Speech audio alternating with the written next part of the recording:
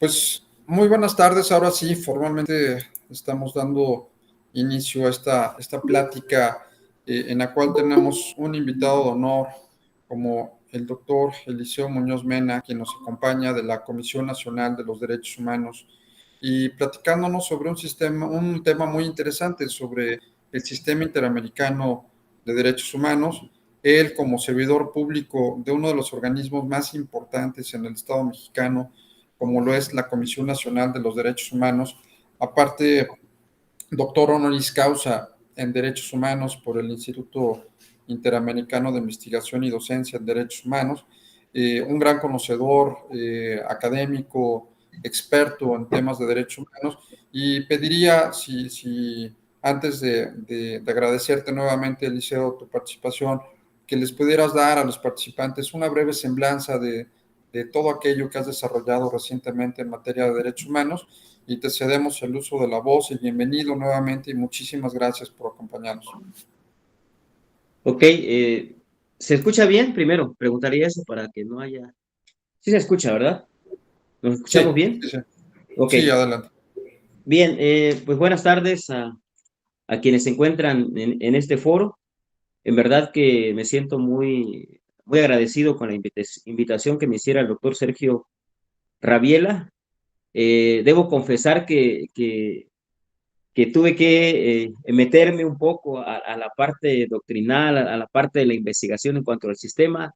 Tenía yo algunas nociones generales, no obstante, a raíz de la invitación eh, que me hace el doctor, tuve que echarme un clavadito un poco más allá. Es un tema, me parece, por demás, muy interesante, pero aprovecho a comentar esto porque finalmente aprovecho a comentarlo a colación en el sentido de que una de las bondades precisamente que tiene la academia es esta, ¿no? Es el hecho de que quienes nos dedicamos a la docencia, a impartir una charla, una conferencia, pues finalmente tenemos que realizar de manera aparejada y obligada pues actos, digamos, de acciones relacionadas con la investigación de los temas, ¿no? Y eso finalmente hace que nosotros como docentes, me parece que casi lo son todos quienes se encuentran en este foro, pues es lo que nos enriquece, ¿no? Y sobre todo también la oportunidad de compartir muchas veces algunas posturas, eh, algunas ideas en torno a estos sistemas, a estos mecanismos de protección, sin duda alguna lo enriquecen. En ese sentido, pues de la manera también muy humilde le señalo que no soy un expertazo en el tema, ¿no?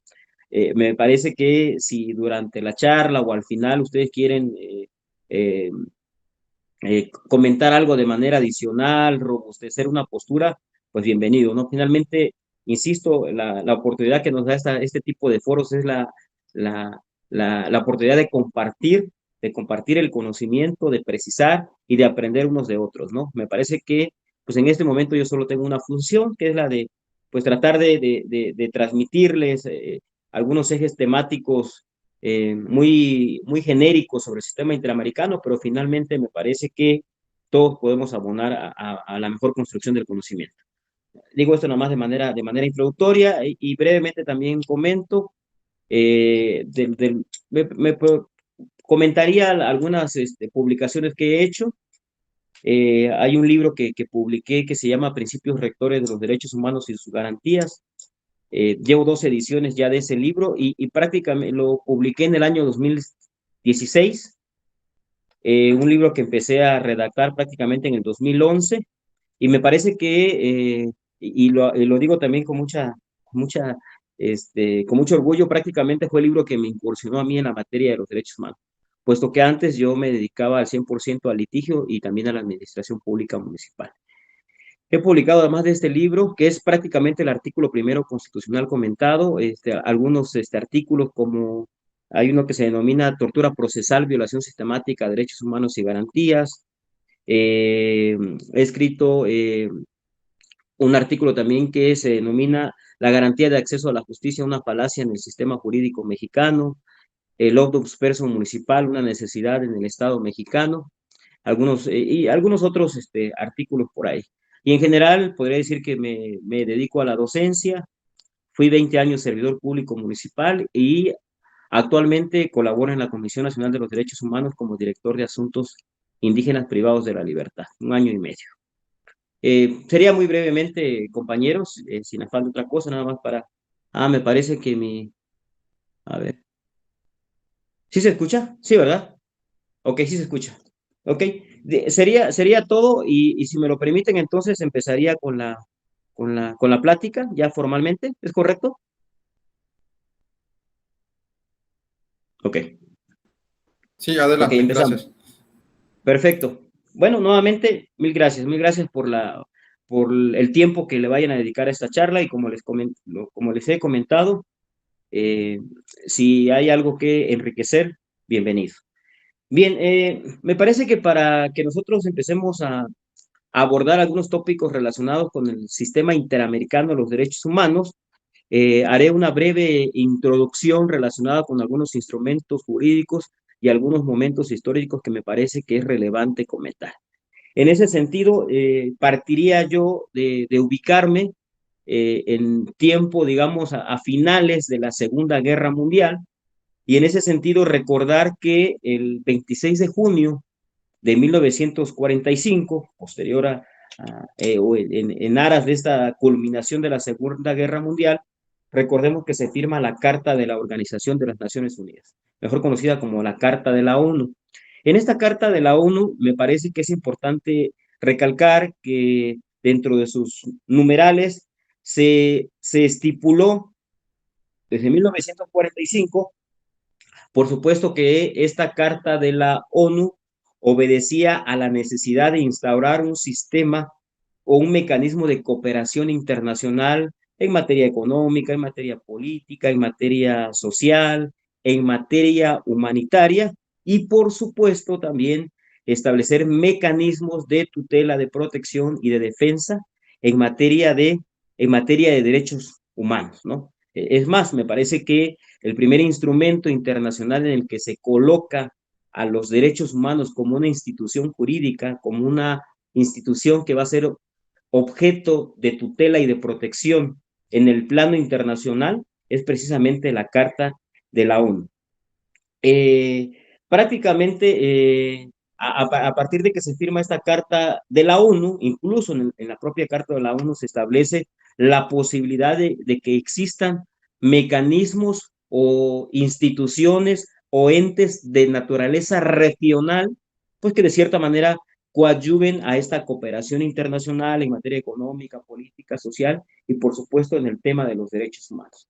Recordaremos entonces que partiendo de esta Carta de la ONU, me parece que el primer instrumento jurídico en el cual se consolida ya de manera formal el concepto de los derechos humanos y derivado, como he dicho, de esta Carta de la ONU, pues es propiamente la Declaración Universal de los Derechos Humanos del 10 de junio de 1948, donde precisamente se estableció este catálogo de derechos humanos que requerían o que se estipularon para ser protegidos en el plano universal.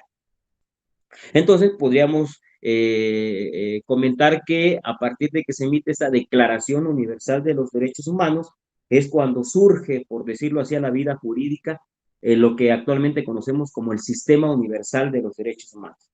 Aunado, recordemos a la Carta de la ONU y a la Declaración Universal de los Derechos Humanos de 1948, también recordemos que en 1966, en Nueva York, se suscribió, o sea, adoptó propiamente el Pacto Internacional de Derechos Civiles y Políticos y el Pacto Internacional de Derechos Económicos, Sociales y Culturales, ¿no? Documento que, como sabemos, estos 4 documentos se conocen como la Carta Internacional de los Derechos Humanos. Y podríamos entonces, para cerrar digamos, este primer bloque, que con la suscripción de la Carta de la ONU, la Declaración Universal de los Derechos Humanos, la emisión de la Declaración Universal de los Derechos Humanos, el Pacto Internacional de Derechos Civiles y Políticos y el Pacto Internacional de Derechos Económicos, Sociales y Culturales, podríamos decir que se genera una especie de consolidación convencional o una consolidación normativa del sistema universal de los derechos humanos, ¿no? Y comentar entonces que a esto se le conoce como la Carta Internacional de los derechos humanos. So pena, y esto independientemente de que, además de estos 4 documentos que resultan ser los fundamentales dentro del Sistema Universal de los Derechos Humanos, por supuesto que ya sabemos que existen actualmente otra serie de instrumentos internacionales que consolidan todo este cuerpo jurídico de normas del derecho internacional de los derechos humanos, particularmente del Sistema Universal de los Derechos Humanos. Bien, habiendo abordado esta primera parte, nos ubicaríamos ya entonces en lo que atañe a los instrumentos internacionales que le dan vida al sistema interamericano. Y me parece que esto implicaría comentar que de cierta manera la suerte que se jugó, que se corrió en el sistema universal de los derechos humanos, podríamos decir que hay una especie de réplica al abordar el tema del sistema interamericano. Y digo esto ¿por qué? Porque al haberse asignado la Carta de la ONU, consecuentemente también en el plano regional, recordemos que en 1948 se firma un documento importante para las Américas, que es la Carta de la Organización de los Estados Americanos. Eso es la Carta de la OEA. Y recordemos que en esta Carta de la OEA, que digamos es una especie de símil de la Carta de la ONU, o un documento que se emite por efecto de la Carta de la ONU, recordemos que, por cierto, entra en vigor hasta 1951, la firmaron en su momento 35, prácticamente los 35 estados del continente americano, y recordemos que precisamente aquí en esta Carta de la OEA, pues establece como uno de sus principios fundamentales la proclama de derechos fundamentales de la persona humana. Y también se establece que prácticamente desde la Carta de la OEA ya se establece que la Comisión Interamericana de los Derechos Humanos, o vaya, ya se habla en la Carta de la OEA de la Comisión Interamericana de los Derechos Humanos como un órgano de consulta dentro de todos los entes que conformaban la Organización de Estados Americanos. E incluso se señala que será una convención americana. Es decir, en 1948, al redactarse la Carta de la OEA, se alude o se establece ya la Comisión Interamericana de los Derechos Humanos, y ahí mismo se dice que será una convención americana sobre derechos humanos la que defina su estructura, su competencia, sus facultades, etcétera, etcétera, en la materia de los derechos humanos. Ahora bien, hablando de este efecto que yo les comentaba del sistema universal, sistema interamericano, también es importante apuntar que el primer instrumento jurídico en materia de derechos humanos que se emite con posterioridad a la Carta de la OEA es la Declaración Americana de los Derechos y Deberes del Hombre. Yo me atrevería a decir o afirmar que es una especie de símil de la Declaración Universal de los Derechos Humanos, pero solo que es una especie de declaración americana de derechos humanos para los países de América en el marco de la Carta de la OEA, puesto que la Declaración Universal de los Derechos Humanos se emite en el marco de la Carta de la ONU y del Sistema Universal de los Derechos Humanos. De tal manera entonces que con esta Declaración Americana de los Derechos y Deberes del Hombre, podríamos decir que surge a la vida jurídica el Sistema Interamericano de los Derechos Humanos. Ahora bien, recordemos que el Pacto Internacional de Derechos Civiles y Políticos y el de Económicos, Sociales y Culturales se firmaron en 1966. Pues bien, en 1969, en el marco del Sistema Interamericano de los Derechos Humanos, se suscribe o se adopta la Convención Americana sobre Derechos Humanos en el 69, es decir, 3 años después de que se emiten o se adoptan los pactos de derechos civiles y políticos y económicos, sociales y culturales, 3 años después se suscribe la Convención Americana sobre Derechos Humanos, y es en esta Convención Americana sobre Derechos Humanos donde podríamos decir que se consolida aún más, se consolida y se fortalece aún más el sistema interamericano de los derechos humanos.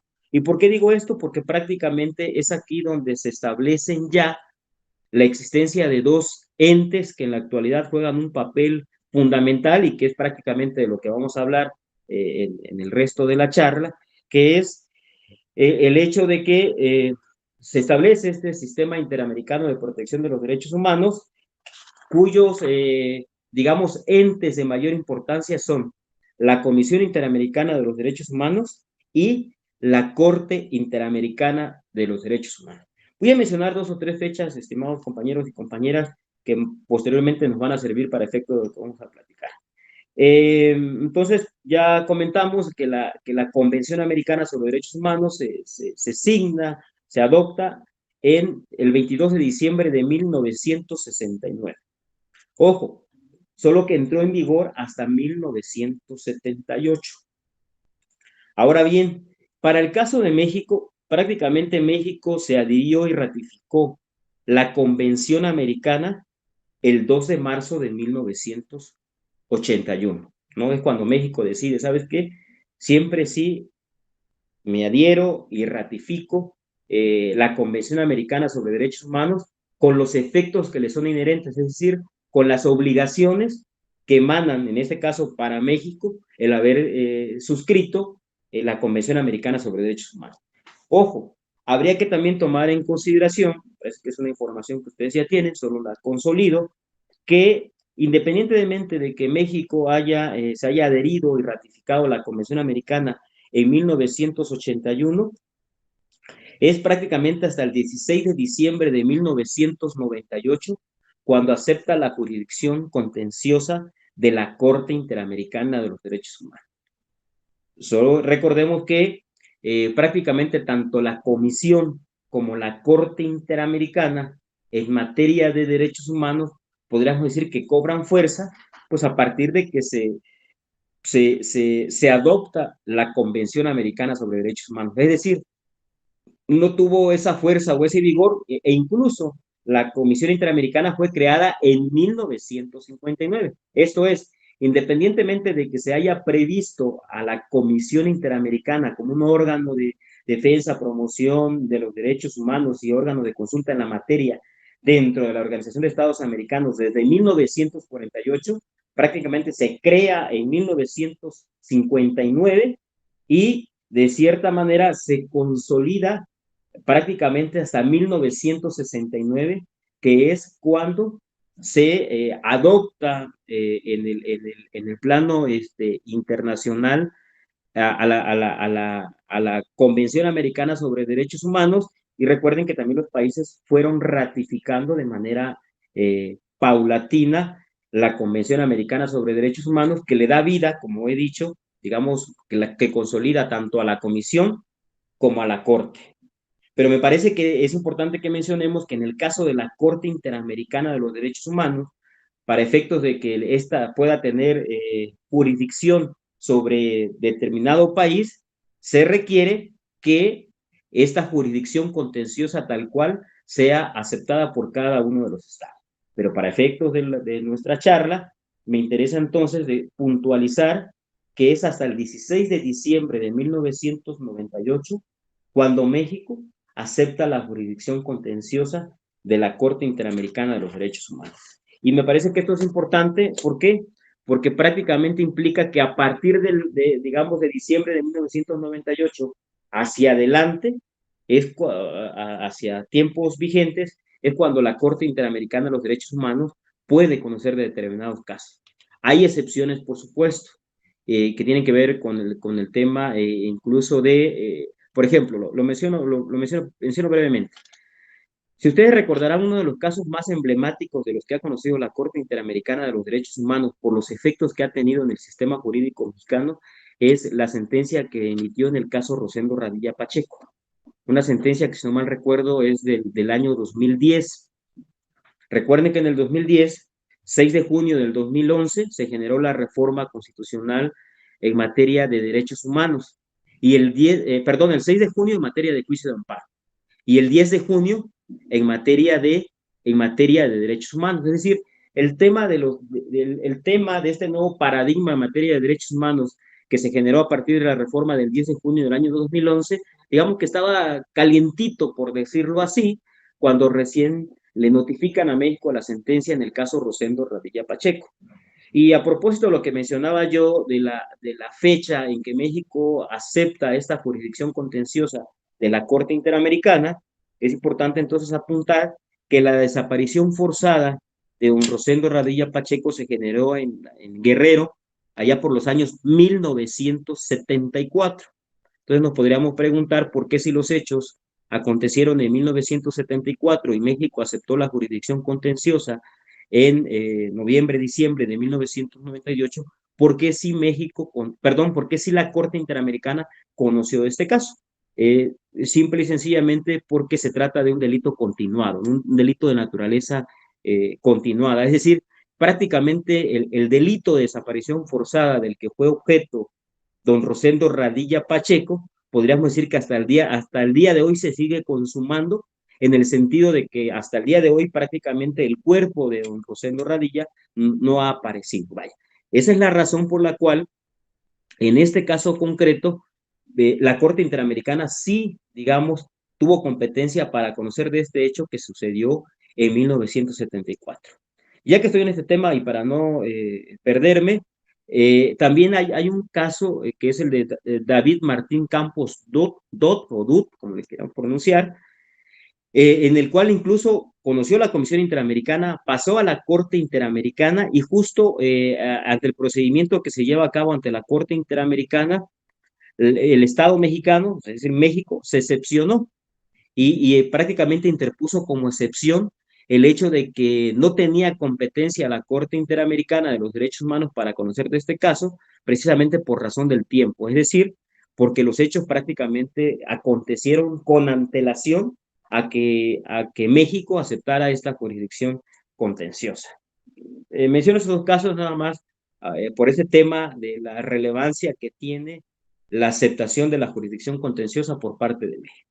Ahora bien, dicho, habiendo hecho este preámbulo, solo nada más para aterrizar también ideas, podríamos decir entonces que en el marco de este sistema, en el marco de la Carta de la ONU, se firma a nivel regional la Carta de la OEA, cuya tarea también implica, entre otras muchas tareas económicas, sociales, políticas, culturales, etcétera, también el tema de los derechos humanos. Se establece en la propia Carta de la OEA la necesidad de protección y tutela de los derechos humanos, se establece a la Comisión Interamericana como un órgano de la misma y la consolidación del sistema interamericano con la emisión de la Declaración Americana de los Derechos y Deberes del Hombre.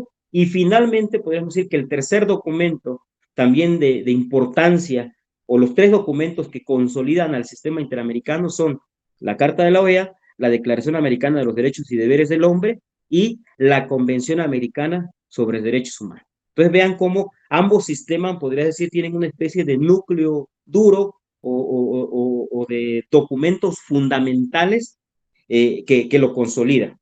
E insisto, e independientemente de que más allá de la Carta de la OEA, la Declaración Americana y la Convención Americana, por supuesto que existan otros instrumentos jurídicos en el marco de cada uno de los sistemas. Ahora bien, como ya mencionamos, entonces digamos que en esta última parte lo que yo comentaba es entonces esa consolidación normativa del sistema interamericano de los derechos humanos. Ahora bien, como ya lo comentamos, este sistema interamericano se compone principalmente de dos entes, ¿no? Que es la Comisión Interamericana de los Derechos Humanos y la Corte Interamericana de los Derechos Humanos. La Comisión Interamericana prácticamente se encuentra conformada por siete comisionados, ¿no? De diferentes países de las Américas y también se encuentra conformado por relatores especiales. Y prácticamente podríamos decir que cuando hablamos nosotros de las relatorías, no es otra cosa que pues entes o figuras jurídicas dentro de la Comisión Interamericana de los Derechos Humanos que se encargan prácticamente pues de la promoción, del monitoreo principalmente, de la observancia de los derechos humanos en las Américas en temas muy específicos. Entonces, preciso, digamos que los entes o los componentes más importantes de la comisión son los comisionados y los relatores y los relatores especiales. Habría aquí que comentar que podríamos decir que los comisionados también tienen a su cargo determinadas relatorías, salvo las relatorías especiales que se encuentran a cargo de un relator especial. Es decir, entonces prácticamente, además de estos 7 comisionados, existen, por ejemplo, 2 relatores especiales más.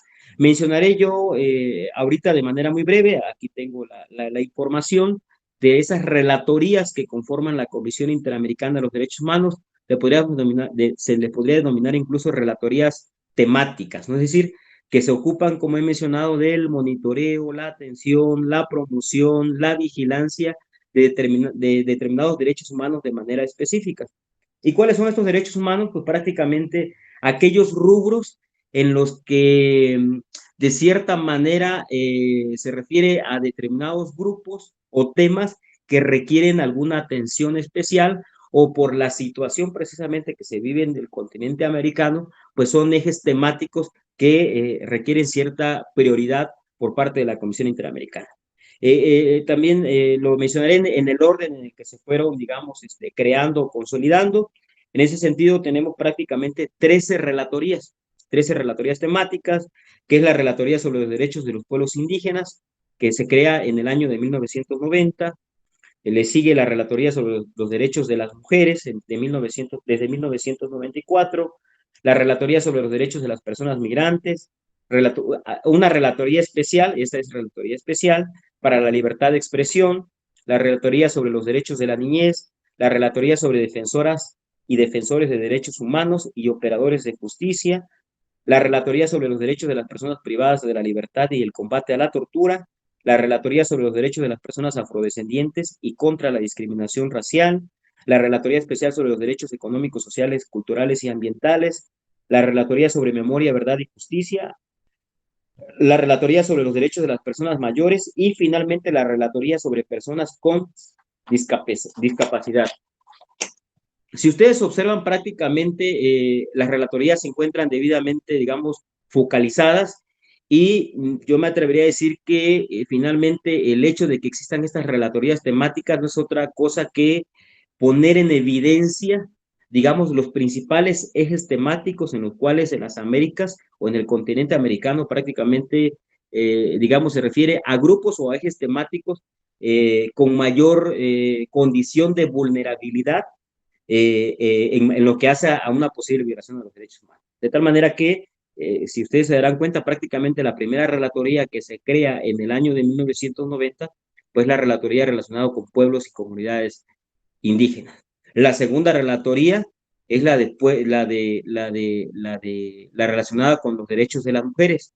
Y voy a mencionar algo así, posiblemente fuera de contexto, pero que pone en evidencia, digamos, la importancia, por ejemplo, no quiero decir que los otros ejes temáticos no sean relevantes, pero vean que si nosotros hablamos del caso de México, me parece que uno de los temas, dentro de los muchos temas que implican o en los cuales se genera mayor violación a derechos humanos, me parece que son esos dos grupos, pueblos y comunidades indígenas y el tema de igualdad sustantiva entre hombres y mujeres. Me parece que son de los dos temas en los que mayor impacto hay en lo que hace a la violación a los derechos humanos.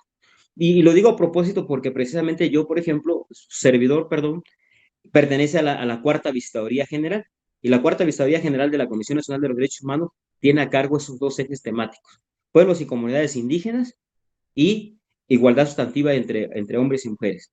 Y ojo, y cuando platiquemos también brevemente de algunos de los casos en los cuales ha emitido o dictado sentencia la Corte Interamericana en contra de México, verán que prácticamente en la mayoría o en gran número de ellos se encuentran involucrados mujeres, ¿no? Es decir, entonces eso nos refleja, digamos, qué tan mal, por decirlo así, estamos en esos rubros o en esos ejes temáticos en México y en general en América.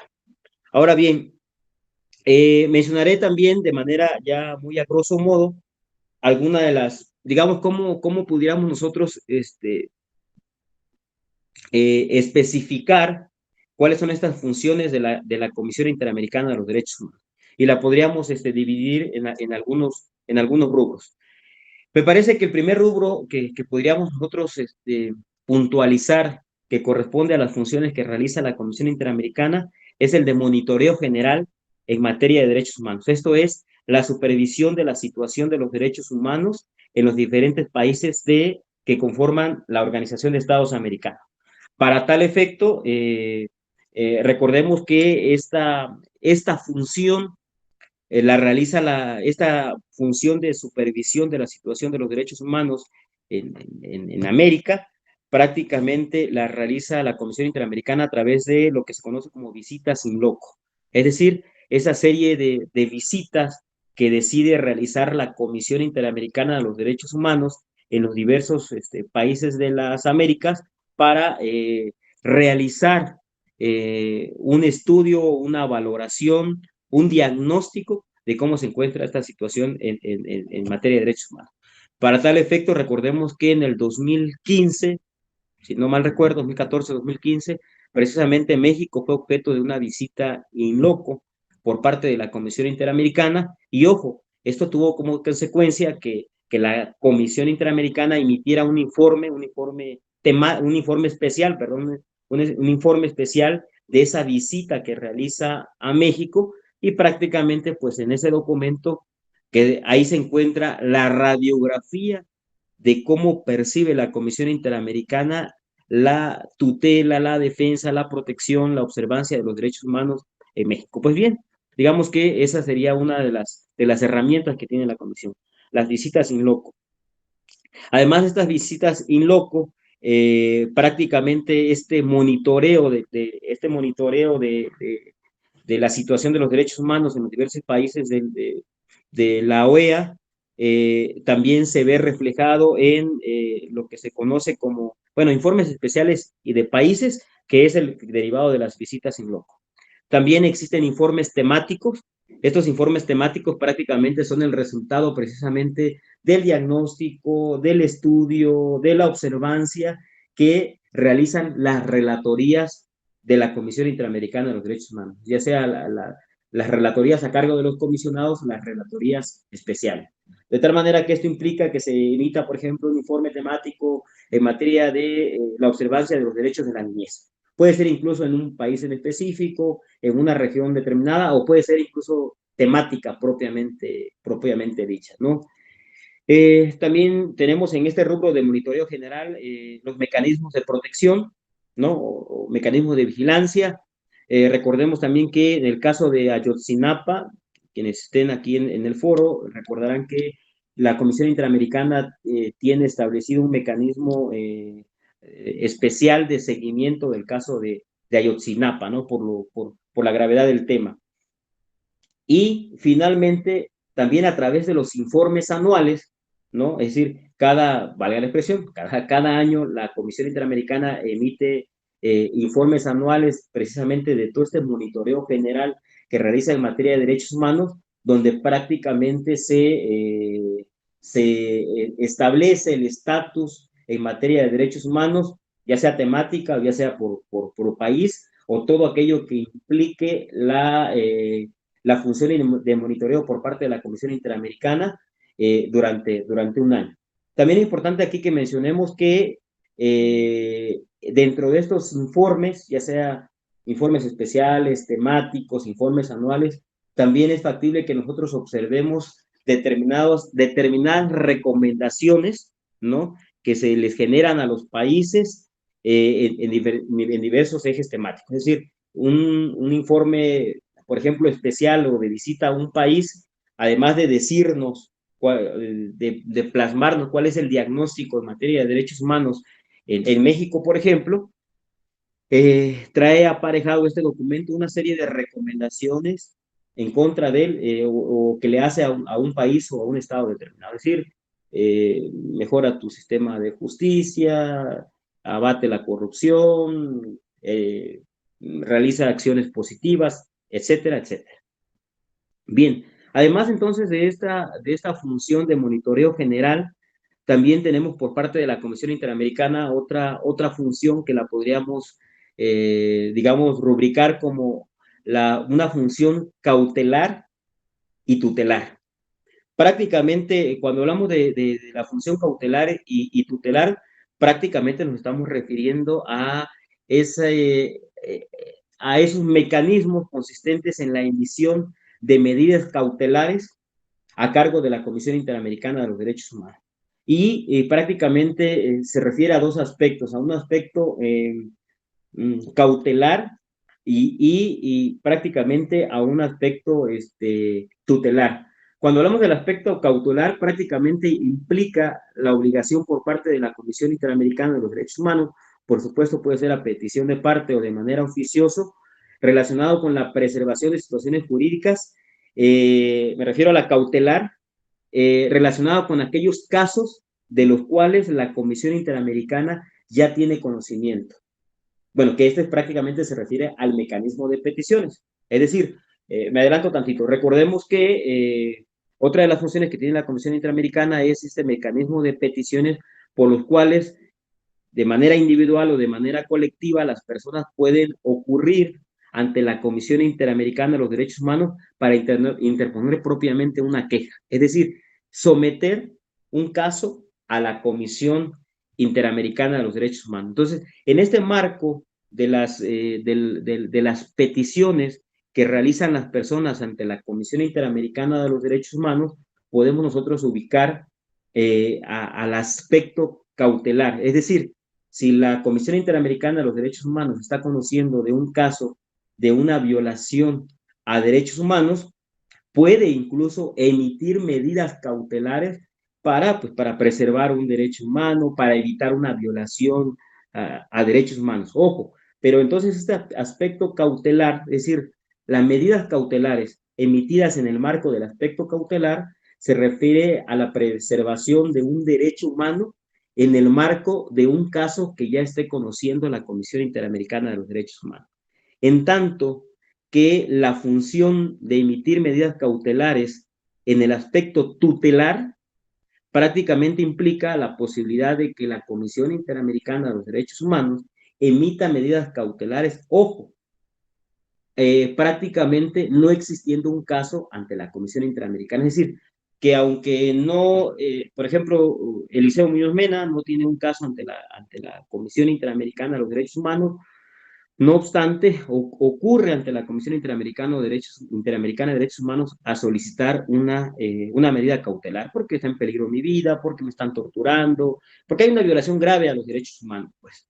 Entonces, aun cuando yo no tenga un caso ante la Comisión Interamericana puede emitir medidas cautelares. A eso se refiere el aspecto cautelar y el aspecto tutelar. Es decir, una es a cautela y la otra se refiere a la tutela. Entonces, cuando nos referimos a las medidas cautelares en el marco de la tutela de los derechos humanos es ya sea que la Comisión Interamericana aunque no esté conociendo de un caso, puede emitir la medida cautelar. Y cuando esté conociendo del caso, prácticamente entra dentro del marco del aspecto cautelar.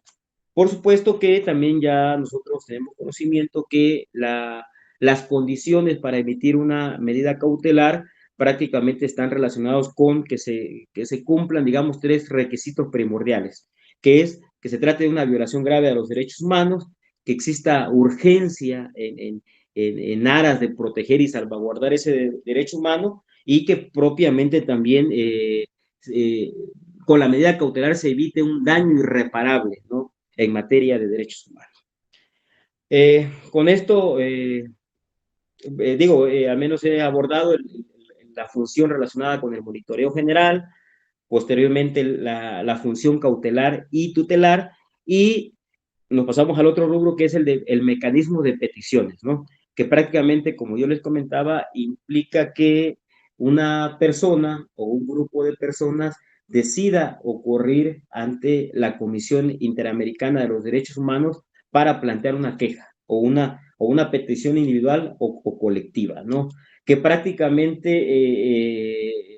aquí, bueno, dentro de otros aspectos que ya platicaremos de manera sucesiva, pues uno de los requisitos que tienen que cumplirse es que previamente se hayan agotado todos los recursos y medios de defensa que prevea el sistema jurídico interno de cada país. Es decir, si la persona que va a interponer la queja es Guatemala pues tiene que haber agotado todos los recursos y medios de impugnación que estén a su alcance antes de ir a la Comisión Interamericana. E incluso se tiene para tal efecto un plazo de 6 meses para poder ocurrir a la Comisión Interamericana, siempre y cuando ya se hayan agotado entonces estos medios o recursos legales. Seguidamente hablaremos de ello.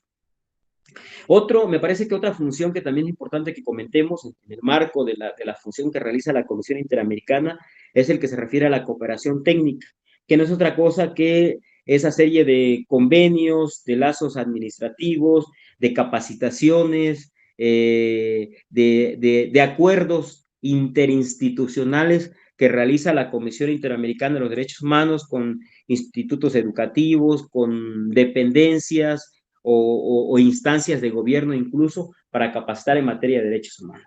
Y finalmente mencionar también como una función de cierta manera específica de la Comisión Interamericana de los Derechos Humanos la posibilidad que tiene de celebrar acuerdos de solución amistosa, que prácticamente estos acuerdos de solución amistosa, que ahorita veremos de manera muy genérica, pero a su vez específica en el marco del procedimiento que se lleva ante la Comisión Interamericana, es decir, que dentro de ese procedimiento de peticiones individuales o colectivas para el conocimiento de una queja a cargo de la Comisión Interamericana, existen determinados momentos en los que se puede llegar a estos acuerdos de solución amistosa. Tengo aquí unos datos nada más brevemente que les voy a compartir en el marco de estas funciones de la Comisión Interamericana. En lo que hace, por ejemplo, a las visitas in loco, ya habíamos comentado que México fue objeto de una visita en 2015, y también esto me parece que en el marco del plano internacional es importante comentarlo. Prácticamente Venezuela en el año 2020 fue objeto de una visita in loco, que si no mal recuerdo prácticamente el gobierno venezolano no permitió la entrada de personal de la Comisión Interamericana al país. Prácticamente fue una especie de visita o de observación en el ámbito de la frontera. También México ya fue objeto de una visita in loco, además de la del 2015, en 1996. A ver, otro dato que les quiero compartir, me parece que esos serían todos. Y lo que compartiría yo ahorita, también de manera muy breve, es algunos, digamos, tópicos relacionados con el procedimiento que se sigue ante la Comisión Interamericana de los Derechos Humanos. Por supuesto que de manera muy genérica. Pues bien, como hemos comentado, prácticamente a partir de que una persona o un grupo de personas, según sea el caso, haya agotado todos los recursos legales, que para el caso de México sería prácticamente el juicio de amparo y la revisión, ¿no? Y los recursos, el juicio de amparo directo o indirecto, según corresponda, y los recursos, prácticamente a partir de haber agotado todos estos mecanismos de defensa del derecho interno, se puede presentar la petición de violación a derechos humanos protegidos por la Convención Americana sobre Derechos Humanos. Bueno, también esto es importante, me parece que es lógico, pero una especie de lógica jurídica, pero es importante que lo comentemos, que digamos que la Comisión Interamericana de los Derechos Humanos pues determina si existe o no violación a los derechos humanos en el marco de la Convención Americana sobre Derechos Humanos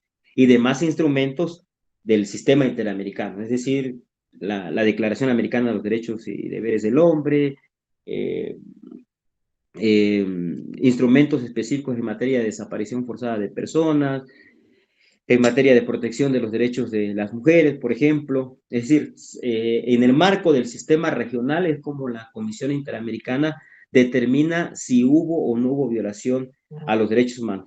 Y por supuesto, a su vez, sustentado principalmente en la Convención Americana sobre Derechos Humanos. Pues bien, cuando una persona, un grupo de personas decide someter un caso ante la Comisión Interamericana de los Derechos Humanos, prácticamente lo primero que realiza la Comisión Interamericana de los Derechos Humanos es realizar un análisis de ese escrito, de esa petición, principalmente, digamos así, a priori, relacionado con algunos, digamos, elementos de forma principalmente, no tanto de fondo. Es decir, si se agotaron o no los recursos, si tiene o no competencia la Comisión Interamericana para conocer del caso, si la persona, por ejemplo, que está sometiendo el caso ante la Comisión Interamericana pertenece o no a un país de los que pertenezcan a la Organización de Estados Americanos, entre otras cuestiones de forma. Y prácticamente de eso va a depender que, digamos, en ese primer momento la Comisión Interamericana o emita un informe es decir, o declare admisible o declare inadmisible esa petición, que se traduce en un informe de admisibilidad o en un informe de inadmisibilidad. Entonces, prácticamente, si se determina la inadmisibilidad del caso, pues prácticamente ahí el asunto continúa. Perdón, ahí termina totalmente. Si la Comisión Interamericana emite un informe de admisibilidad, pues prácticamente el caso continúa y prácticamente ahí entramos en una especie de solicitudes de informes que realiza la Comisión Interamericana al Estado, digamos, al Estado que es presuntamente responsable de la violación de los derechos humanos en esa petición específica. Incluso este tema relacionado con la solicitud de informes, pues prácticamente implica que la Comisión Interamericana se vaya llegando de elementos, de informaciones, de pruebas, de documentos en torno al caso. Y esto puede tener como consecuencia, bueno, más bien la consecuencia inmediata es que la Comisión Interamericana realice un análisis de esa información que está recibiendo por parte del Estado e incluso podríamos decir que en este segundo momento de análisis relacionado con ese ir y venir de informes, de documentos, de información, valga la expresión, que remite el Estado parte, en el caso de México a través de la Cancillería, también ahí puede también la Comisión Interamericana, digamos, hacer una especie de análisis del caso y pudiera, si se diera el supuesto, determinar el archivo del asunto, ¿no? Es decir, recuerden que el primer momento en el que el caso se puede venir abajo, por decirlo de esa manera, es con el informe de inadmisibilidad que tiene que ver con un análisis a priori que realiza la Comisión Interamericana del planteamiento que hace la persona o el grupo de personas del caso. Con posterioridad, y habiendo ya, y si fuera el supuesto de que es un informe de admisibilidad, ¿no? Sí, un acuerdo de admisibilidad del caso, y habiendo ya recibido los informes por parte del Estado, presunto violador de derechos humanos, de ese análisis, de esa información que proviene del Estado, también puede generarse un archivo del caso. Si no se genera un archivo del caso, pues prácticamente implica que el caso continúa, ¿no? Incluso la Comisión Interamericana puede solicitar, digamos, mayor información, mayores datos, mayores documentos para documentar el caso, hacer preguntas específicas, y también ahí, digamos que aquí es donde también, ya habiéndose allegado de toda la información y digamos habiéndose pasado ese filtro de que no se declaró inadmisible, de que no se archivó el asunto, no se archivó el caso, puede ahí la Comisión Interamericana hacer una propuesta de solución amistosa. Es decir, que derivado de esta propuesta de solución amistosa haya, digamos, esa compatibilidad o ese acuerdo entre el peticionario, los peticionarios y el Estado, eh, digamos, que forma parte de esta controversia no jurisdiccional, y que si, en el sentido de que si se llega a un acuerdo, pues prácticamente ese acuerdo se convierte en un informe de solución amistosa en el cual, digamos que las partes, podríamos decir, conviene en la forma en que se soluciona el caso, que puede implicar, qué sé yo, que haya indemnizaciones, por ejemplo, de que generen cursos, de que se creen instituciones, etcétera. Es decir, todas aquellas acciones tendientes en estricto sentido a la solución amistosa, ¿no? Pero podríamos decir que prácticamente tiene una especie de efectos de sentencia, porque prácticamente aquí culminaría el caso de manera satisfactoria, principalmente para el peticionario, porque me queda claro que difícilmente el Estado en cualquier circunstancia va a quedar conforme, ¿no? Ahora bien, prácticamente, entonces decíamos que si se genera este supuesto de solución amistosa, pues de igual manera prácticamente hasta ahí concluye este procedimiento de peticiones ante la Comisión Interamericana. Ahora bien, si no se genera esa solución, pues prácticamente lo que continúa es de que ya la Comisión Interamericana emita lo que se conoce como informes de fondo, ¿no?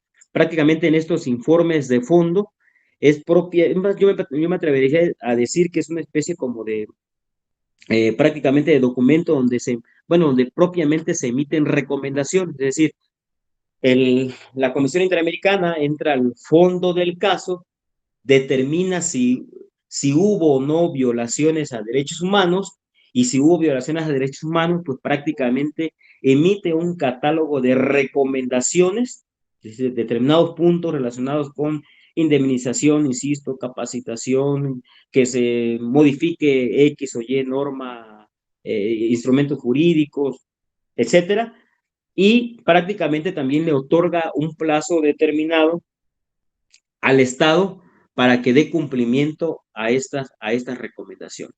Prácticamente si el Estado le da propiamente un cumplimiento a estas recomendaciones, pues prácticamente también en ese sentido podríamos decir que ahí el procedimiento termina.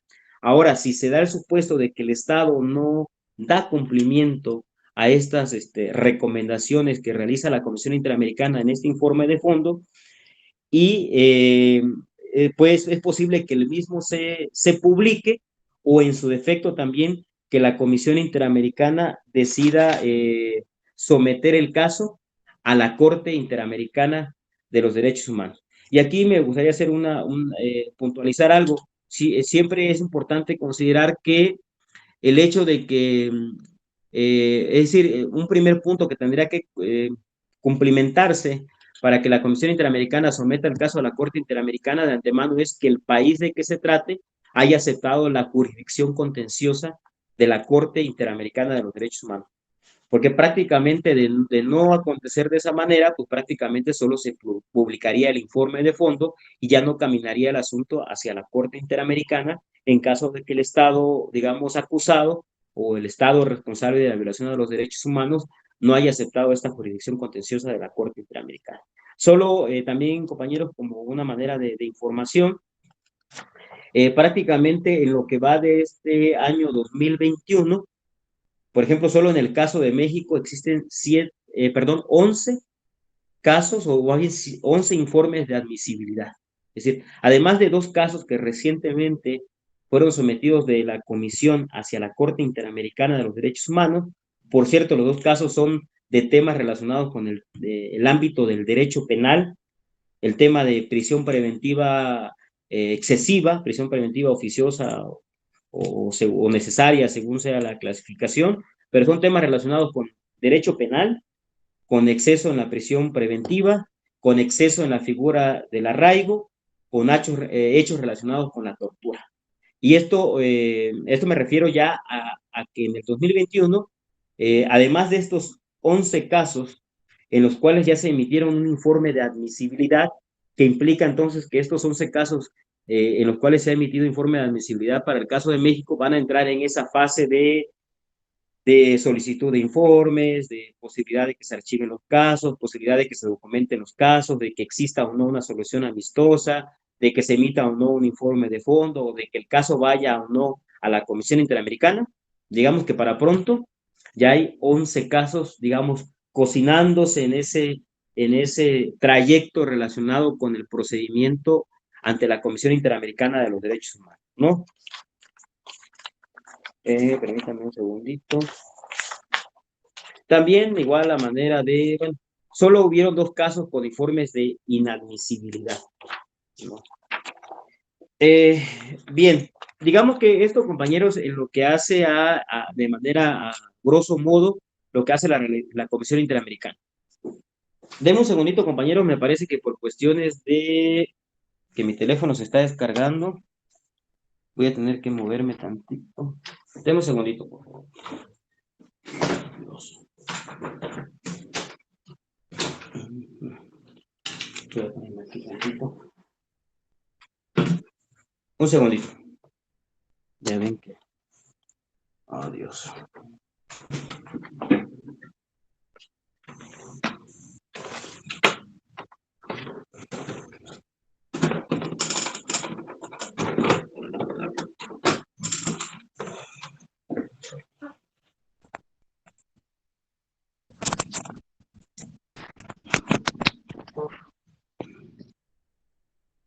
Perdón, otra cosa, ¿me escuchan ahí? Ok. Sí, maestro.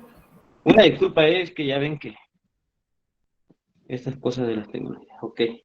Creo que me veo un poco borroso, pero igual en lo que se carga un poco el teléfono. Bien, les platicaba, prácticamente, digamos que lo que hemos hecho hasta ahorita es ese recorrido que implica tramitar, muy a grosso modo, el trámite de una petición ante la Comisión Interamericana de los Derechos Humanos. Bueno, a propósito también de lo que hemos comentado con antelación, digamos que en ese trayecto, de ese procedimiento, es cuando incluso, además de que una persona o un grupo de personas someta ese caso a la Comisión Interamericana, también en ese trayecto, en esa línea, existe la posibilidad de que una persona solicite medidas cautelares. Es decir, esas medidas cautelares de las que nosotros hablamos, ya sea en su aspecto, bueno, más bien sería en su aspecto tutelar, es durante ese trayecto que puede realizarse. Otra cuestión que me parece que ustedes también ya tienen conocimiento, pero que es importante comentar, es que prácticamente en ningún caso puede llegar directamente a la Corte Interamericana. Es decir, de cierta manera, el filtro que existe para las personas o grupos de personas que acuden al sistema interamericano es pasar primero prácticamente por todo este procedimiento ante la Comisión Interamericana. Y otro punto, que antes que yo entre a platicar algunos tópicos relacionados con la Corte Interamericana, que me parece que también resulta importante, es que recordemos que prácticamente nosotros a partir de la reforma del 10 de junio del año 2011, eh, digamos que cobra mayor importancia y trascendencia los tratados internacionales, su contenido, los derechos que tutelan, pero por supuesto también cobran importancia todas aquellas instituciones y entes jurídicos en el marco del derecho internacional de los derechos humanos. Y en ese sentido, solo a manera de paréntesis, comentar que prácticamente México pertenece a los 2 sistemas, al sistema universal y al sistema interamericano de protección de los derechos humanos. Y lo cierto es que cuando prácticamente subsiste una violación a derechos humanos al interior del Estado mexicano y nosotros deseamos ante esa subsistencia de violación a derechos humanos litigar nuestro asunto, por decirlo así, en el plano internacional, es importante considerar que u optamos por el sistema universal u optamos por el sistema interamericano. Pero no podemos no podemos tener jugada en los 2 sistemas. Es decir, agotamos todos nuestros recursos, hacemos todo lo habido y por haber dentro del sistema jurídico mexicano y a partir de ahí tenemos que tomar una decisión. Si decidimos, digamos, continuar litigando el asunto, sobre todo desde la perspectiva de los derechos humanos, en ese sentido, o nos vamos por la vía del sistema universal o nos vamos por la vía del sistema interamericano. Y si nos vamos por la vía del sistema interamericano, pues prácticamente la primera puerta que tenemos que tocar es la Comisión Interamericana de los Derechos Humanos. Y habiéndose ya prácticamente agotado todo el procedimiento ante la Comisión Interamericana de los Derechos Humanos, y de lo cual lo último que platicamos es precisamente ese momento en que la Comisión Interamericana decide formular, digamos, por escrito el sometimiento del caso ante la Corte Interamericana, es prácticamente aquí donde la Corte Interamericana, por decirlo así, empieza a tener jugada en ese caso. Ok.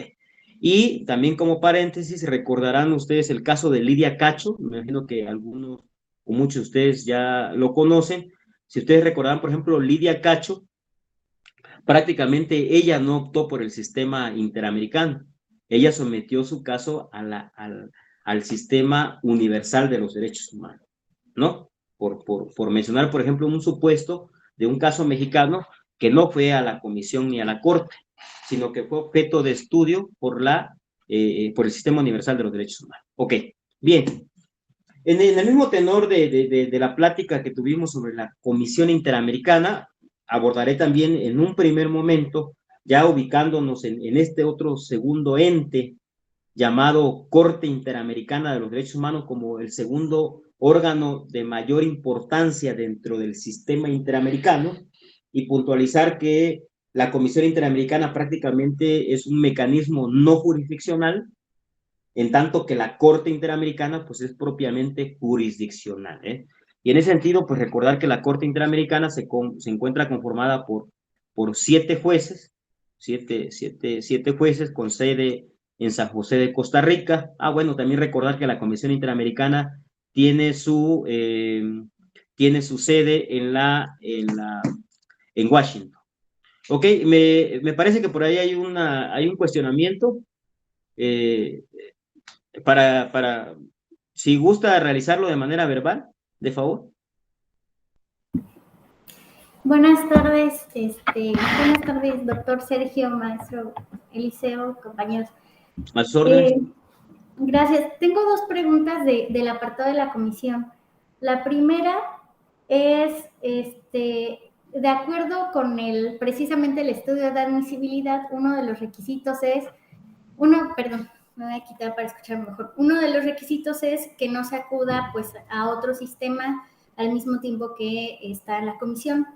Tengo la duda de si cambiáramos el argumento en los sistemas, es decir, por ejemplo, sobre un mismo caso, en el sistema de Naciones Unidas, se me ocurre, pidiera ante el examen periódico universal la situación de un estudio de fondo, una cuestión temática del país, pero que tiene que ver sobre un mismo caso, y a la Comisión Interamericana le pidiera fuera una petición sobre los hechos violados del caso específicamente, ¿cree que así pudiera ser admisible? O al revés, que a la comisión le solicitara a un relator especial se pronunciara sobre una situación como informe especial de país y me fuera al Comité de Derechos Humanos por la violación misma del hecho concreto. ¿Cree que de esa manera pudiera ser posible? Esa es una idea, porque el argumento cambia.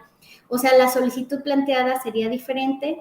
Y 2, sería cómo implementa desde la visitaduría donde usted está ese derecho internacional de los derechos humanos, porque al final, pues, los informes de fondo que emite la Comisión Interamericana, pues, son orientativas, ¿no? No tienen ese carácter de vinculatoriedad de la Corte. Entonces, ¿cómo implementan desde la visitaduría esa jurisprudencia pues acá en el derecho interno? Sería todo. Gracias. Ok. Pues gracias por tu pregunta. Me parece que la primera la siento un poco más compleja. Miren, me voy a atrever a responder, digamos, desde una perspectiva muy, muy, muy particular. Es decir, que no tengo yo, digamos, los casos concretos a la vista. Pero me parece que lo que usted plantea sí resultaría viable, porque finalmente, digamos que lo que no está prohibido es, prácticamente lo que no está permitido es que tú litigues tal cual un caso en los 2 sistemas. Es decir, cuando me refiero a litigar es que prácticamente tú vas a someter tanto al sistema universal o al sistema interamericano el que se decida si hubo o no violaciones a derechos humanos y si existió o no responsabilidad internacional del Estado, pues bajo un esquema del sistema universal o del sistema interamericano. Y me parece que pero tu planteamiento es, si digamos, si se relacionan, es decir, si tú haces la petición del caso o el sometimiento de caso ante la Corte Interamericana, pero ante un órgano o ente del sistema universal, digamos, en el mismo eje temático, tú sometes, digamos, o peticionas una especie de opinión. Bueno, estoy más familiarizado con el sistema interamericano. Bueno, imaginemos entonces que tú el caso lo planteas ante el sistema universal, pero, por ejemplo, en el caso del sistema interamericano, pues nosotros tenemos una herramienta que son las opiniones consultivas, ¿no? Es decir, a través de una opinión consultiva, tú pides ojo, quien materialmente emite la opinión consultiva es la Corte, pero finalmente el filtro para que tú lo peticiones es la Comisión Interamericana. Entonces, digamos que la Comisión Interamericana es quien termina solicitando digamos, esa opinión consultiva. Desde mi punto de vista, prácticamente la opinión es meramente, pues eso, es meramente normativa, pues es decir, cuáles serían los efectos o los alcances de determinada institución jurídica. Se me viene a la mente, no recuerdo el número, pero incluso en uno de mis libros yo la inserté, por decirlo así, por la importancia que implicaba. Hay una opinión relacionada incluso de la Corte Interamericana relacionada con el tema de la identidad sexual, el tema del matrimonio igualitario, de todo ese tipo de cuestiones. Entonces me parece que si el caso concreto es que uno es un caso y el otro es una opinión o un informe, me parece que no chocaría, al menos desde mi punto de vista, no chocaría. Pero te vuelvo a repetir, me parece que mi respuesta está basada, digamos, en un aspecto también normativo, no te podría responder yo más allá. Eso sería en cuanto a la primera pregunta. Pero es decir, si uno es caso y el otro es opinión, me parece que no hay choque, ¿no? Ahora, lo que tú me planteas me parece que es una pregunta muy, muy, muy importante y yo considero también trascendente. ¿Por qué? Porque me parece que a todos nos consta, a menos quienes nos dedicamos al estudio de los derechos humanos, que a partir de la reforma del 10 de junio prácticamente hay un cambio de paradigma. Y dicho en otras palabras, hay un cambio de chip. Y ese chip implica incluso, pues, ir más allá de lo que dice la letra de la ley en nuestro sistema jurídico. La bronca es cómo hacemos para que ese nuevo paradigma aterrice. Es decir, cómo le cambiamos la mente, hago esta introducción muy breve, a un juez familiar, a un juez civil, a un juez mercantil, a un ministerio público, a un policía ministerial, a un agente federal, a un ministerio público federal, a un juez, a un gobernador, a un presidente municipal.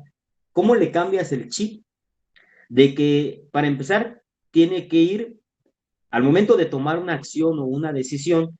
Y digo esto, bueno, y me estoy refiriendo prácticamente a todo el aparato del Estado, ejecutivo, legislativo, judicial, en el ámbito federal, estatal y municipal, federal, estatal, municipal, judicial, función jurisdiccional, ejecutiva y legislativa, porque, como sabrán, prácticamente ya precisamente a través de diversos criterios y casos de la Corte Interamericana, empezando por el de Almonacid Arellano versus Chile, los propios que ha emitido en contra de México, pues prácticamente ese control de convencional, y sabes que tiene que ir más, o sea, es decir, el control de convencional lo tienen que realizar prácticamente todas las autoridades del aparato estatal. Bueno, ¿por qué digo esto? Porque prácticamente, eh, que es aquí donde digamos, ese nuevo paradigma, digamos, se coarta. ¿Por qué?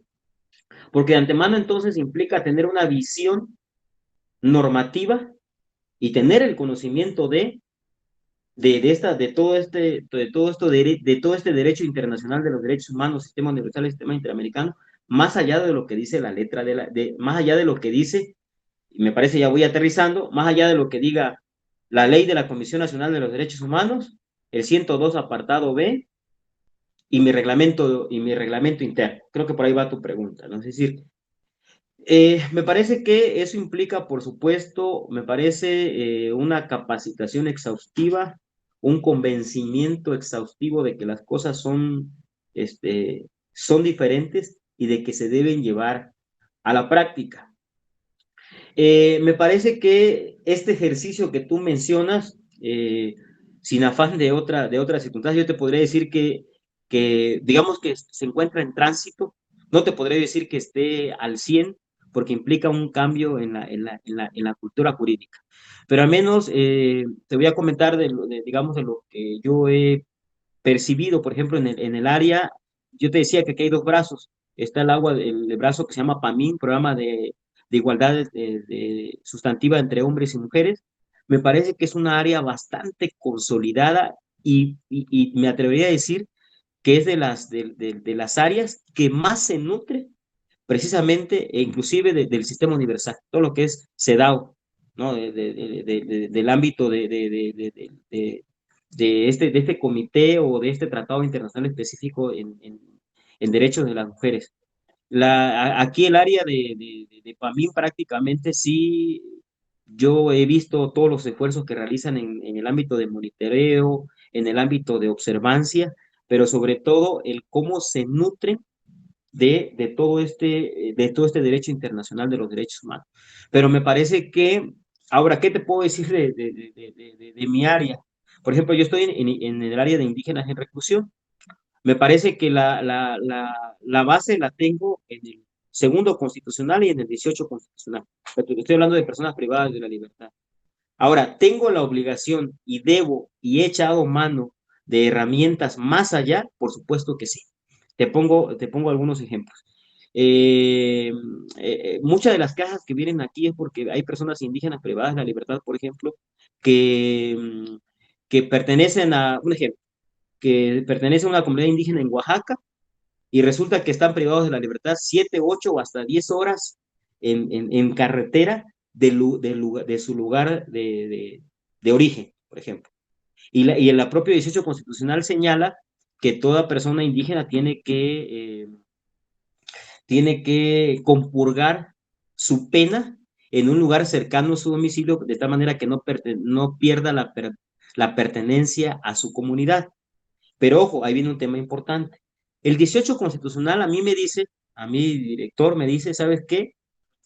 Ese derecho tú lo vas a velar y lo vas a tutelar respecto de las personas sentenciadas, porque el 18 constitucional habla de personas que ya sean sancionadas, que van a compurgar su pena en un lugar cercano a su domicilio, una vez que ya sean sancionadas, que se dicte una sentencia en su contra.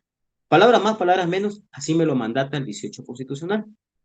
De tal manera que cuando yo le pido, incluso a través de una medida cautelar, a un centro penitenciario o a la fiscalía que esa persona debe de estar privada de su libertad durante el proceso penal en un lugar cercano a su domicilio, porque me cae que hasta a propósito se lo llevan lejos, ¿eh? O sea, es una cuestión de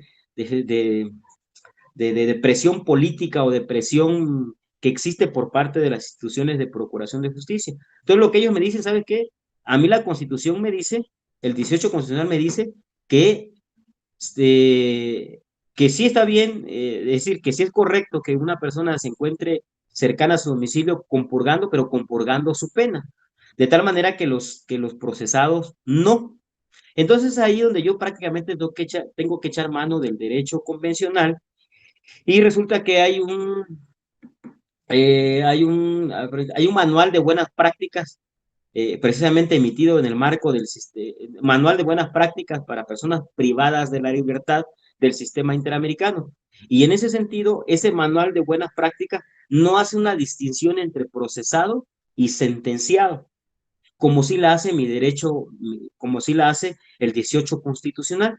Entonces, bajo esa premisa de que el derecho internacional de los derechos humanos y específicamente el sistema interamericano en ese manual de buenas prácticas no hace la distinción, entonces yo tengo ahí, digamos, el fundamento jurídico, pero no constitucional, no legal, sino convencional, para decirle a una autoridad penitenciaria, es decir, con fundamento en esta disposición normativa, esta persona, aun cuando tenga el carácter de procesado, tiene el derecho de estar cerca de su domicilio, porque el derecho constitucional sí distingue y discrimina y es menos benéfico que el derecho convencional. Bueno, te lo podría mencionar como un ejemplo práctico. No sé si realmente pude responder a tu pregunta, pero sí, nada más para terminar, tiene que ver con una cuestión de cultura jurídica, de cambiarnos el chip, de cada vez ir más allá de lo que dice nuestra norma legal y nuestra norma constitucional, y cada vez mirar más hacia afuera, y me refiero al derecho internacional de los derechos humanos, que desde mi punto de vista protege de mejor manera los derechos humanos de las personas en general. Esa sería mi aportación. Me parece que es un tema bastante complejo. Además, te menciono otro, porque hablabas de la visitaduría. En el tema, por ejemplo, ahorita que también estoy convencido que se ha avanzado un poco, ¿no? Es en el tema, por ejemplo, de la consulta libre, previa e informada, de buena fe y etcétera, con todas las características. Este tema relacionado con las consultas a pueblos y comunidades indígenas en normas jurídicas, en políticas públicas, me parece que también está avanzando sobremanera. Y eso, ojo, eso no viene del derecho constitucional. Son mandatos que vienen del derecho internacional de los derechos humanos, de la Convención Americana de Pueblos y Comunidades Indígenas y del convenio de la OIT. Entonces me parece que sí está permeando. Pero aquí viene otro problema, y ya con eso termino para no desviarme. Muchas veces también el problema es cómo se lleva a las prácticas esas consultas. Yo he tenido la oportunidad de ir a algunas. Ahorita, por ejemplo, se estuvo consultando, se va a lanzar una nueva reforma constitucional en materia indígena y de pueblos afromexicanos, y se ha estado consultando. O sea, en estricto sentido, ¿se está dando la consulta? Sí. ¿Es favorable a los pueblos y comunidades indígenas? Sí. ¿Viene del derecho convencional? Sí. ¿Es una práctica del derecho internacional? El gran problema, compañeros, y lo digo aquí abiertamente en un foro que me parece que es el único lugar donde se pueden hacer este tipo de apreciaciones, es cómo se lleva en la práctica. Porque resulta que yo voy a una consulta donde todo está maravilloso, mandan a llamar a los agentes municipales, a los comisariados ejidales, y de pronto hay casos en los que algo está pasando ahí, algo está pasando en la comunidad, grupos de choque, etcétera, muchas cuestiones, ¿no? Pero bueno, al menos se está cumpliendo ese mandato. Y yo me atrevería a decir que es un mandato convencional, ya aterrizado a nivel constitucional, pero me parece que deviene del derecho internacional. Vaya, yo diría, no es un invento mexicano, pues. Perdón, ojalá haya yo podido ahí subsanarlo tu pregunta. Sí, muchas gracias. Y bueno, también depende mucho de qué es lo que se consulte, porque la misma Constitución dice que los derechos humanos no se someten a consulta, ¿no? Entonces imagino también que debe ser en torno a políticas públicas o algo que por supuesto les afecta, pero en cuanto al reconocimiento de derechos, pues es un tema que per se debería de darse. Sí, sí, estoy de acuerdo contigo. Mira, ya no abordaríamos, pero me parece que es un tema, el que tú planteas es bastante interesante, y en la práctica incluso muchas veces se genera controversias, ¿no? Porque ya ves que en el ámbito del derecho indígena se habla de sistemas normativos indígenas. Muchas veces no cabe incluso ni el concepto de derechos humanos, ¿no? Y sabes que es que aquí tenemos nuestro sistema normativo indígena, ¿no? El que ha existido de años, etc. Entonces sí hay una serie ahí de choques que muchas veces, pues en la práctica generan inconvenientes. Pero bueno, gracias por tu aportación y te felicito porque son buenas preguntas y buenos planteamientos, y vale la pena reflexionar sobre ellos. Ok, continúa entonces brevemente. Me parece que yo terminaría a las 8, ¿verdad, doctor? Para que también yo sujete la parte que me queda de tiempo. Sí, creo Sí, que sí, sí, 8 de la noche. adelante, tú, adelante. Ok, entonces voy a resumir la parte que me queda.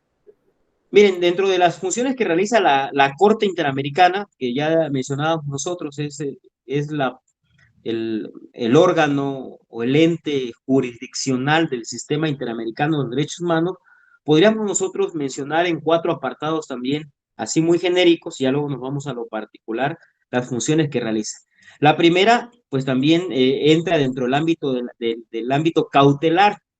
Y vean, prácticamente así como la Comisión Interamericana de los Derechos Humanos emite medidas cautelares, ya sea en el ámbito cautelar o tutelar, es decir, cuando está, que emita medidas cautelares cuando está conociendo de un caso o cuando emite medidas cautelares aunque no esté conociendo del caso. Así como la Comisión Interamericana también tiene esta función cautelar y tutelar, también la Corte Interamericana tiene esta función cautelar y la realiza a través de, digamos, de una especie de medidas cautelares que en el ámbito de la función jurisdiccional que realiza la Corte Interamericana no se le denomina medidas cautelares, sino se les denomina medidas provisionales. Dicho de otra manera, ¿qué es una medida provisional?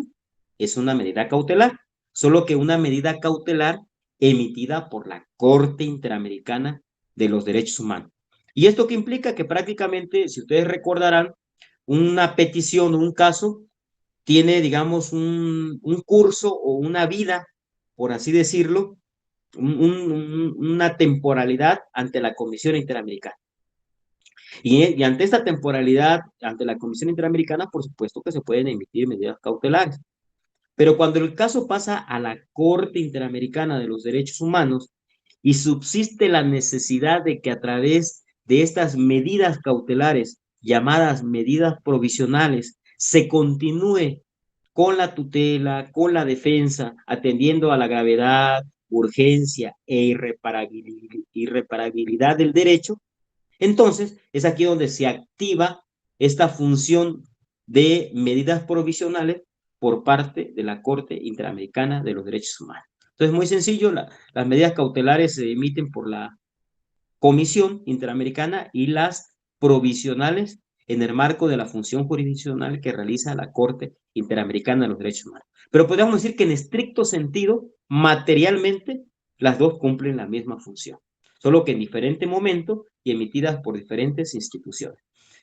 Ok, la otra función que también realiza la Corte Interamericana y que es muy importante, ya mencionábamos hace un momento, es la función consultiva, que implica entonces que, digamos, una persona, un grupo de personas, a través de la Comisión Interamericana de los Derechos Humanos, le solicita a la Corte Interamericana, en estricto sentido, una opinión consultiva en torno a un determinado derecho humano, valga en términos de la Convención Americana sobre Derechos Humanos. A grosso modo, prácticamente a la fecha, la Corte Interamericana de Derechos Humanos ha emitido 28 opiniones consultivas. Vean, hay algo muy interesante en este tema, bueno, en el ámbito de los derechos humanos.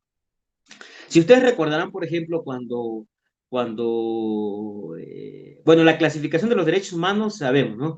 Los derechos humanos se dividen en derechos humanos de naturaleza civil, política, económica, social, cultural, y bueno, y últimamente se habla de los derechos ambientales, de solidaridad internacional, y hay países donde, bueno, decía incluso el doctor Rabiela al principio de la sesión, se habla ahora de, por ejemplo, de categorías jurídicas como las personas no humanas, ¿no? Tienen o no tienen derechos humanos, son o no son derechos humanos. Incluso en países de Europa, pues ya se está hablando de si los robots, por ejemplo, tienen o no tienen derechos, ¿no? ¿Y qué categoría de derechos son? O sea, ¿serán derechos humanos o qué categoría de derechos son? Pero vean entonces cómo se va evolucionando en ese tema. Y digo esto porque en ese ámbito de esta clasificación de los derechos humanos, civiles, políticos, económicos, sociales, culturales, ambientales, de solidaridad social, etcétera, pues también tenemos nosotros una clasificación relacionada, esto es en cuanto a la materia. Me parece que también recordamos que hay una clasificación por generaciones, derechos humanos de primera generación, segunda generación y tercera generación. Y pareciera incluso que los de primera generación son más importantes que los de segunda y los de tercera y así. Bueno, ¿por qué digo esto? Porque me parece que uno de los de esas clasificaciones de la que se habla de los derechos humanos, regularmente los DESCAS son como los derechos humanos menos explorados en nuestro sistema jurídico interno y también menos explorados en el derecho internacional de los derechos humanos. Y digo esto a propósito porque si ustedes recordarán, por ejemplo, hay un caso, por ejemplo, hay un caso reciente bueno, no es tan reciente, es reciente que ha sonado en México.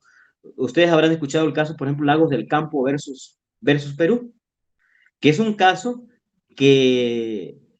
cuya sentencia es del 2018, si no mal recuerdo, ya tiene sus añitos, pero que apenas en México está sonando. ¿Y que se refiere a qué? Se refiere a derechos en el ámbito laboral. Se refiere a derechos sindicales, a derechos de seguridad social, a la estabilidad del empleo, y que prácticamente son derechos humanos, digamos, cuyo estudio o pronunciamiento es muy escueto. Y lo mismo pasa con las opiniones consultivas.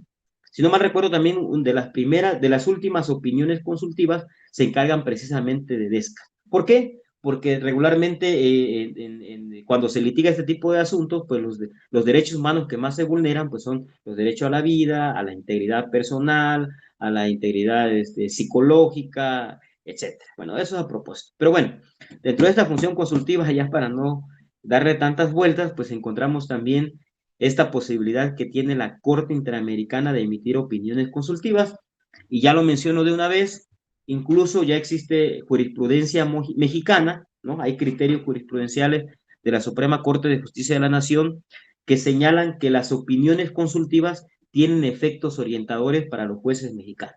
Entonces, en conclusión, ¿una opinión consultiva constituye una fuente en materia de derechos humanos para México? Sí. Claro, en ese carácter de ser orientador, pero no deja de ser una fuente que abone, pues, a la construcción de los derechos humanos en México. Pero bueno, hasta allá su importancia o su trascendencia.